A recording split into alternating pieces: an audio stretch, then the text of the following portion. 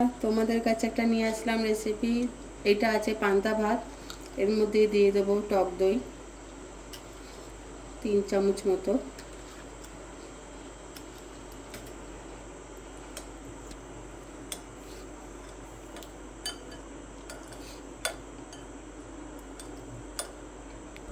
এবার একটু নুন দিয়ে দিচ্ছি,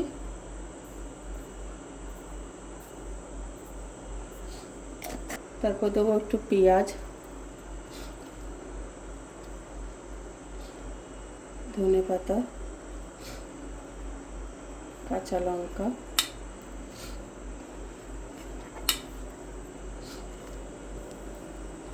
এবার দেবো একটু সরষের তেল,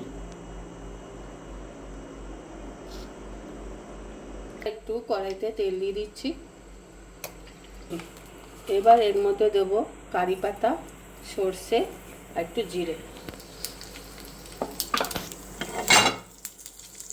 এবার এটা পান্তা ভাতের মধ্যে দিয়ে দেবো। এবার এর মধ্যে দিয়ে দেবো আলু সিদ্ধ মাখাটা। হয়ে গেল আমার পান্তা ভাত রেসিপি। তোমাদের কেমন লাগলো রেসিপিটা আমাকে কমেন্ট করে জানাবে, আর আমাকে সাপোর্ট করো, আর আমাকে কমেন্ট শেয়ার লাইক করো। ঠিক আছে, তোমরাও ভালো থাকো, আমার পাশে থেকো।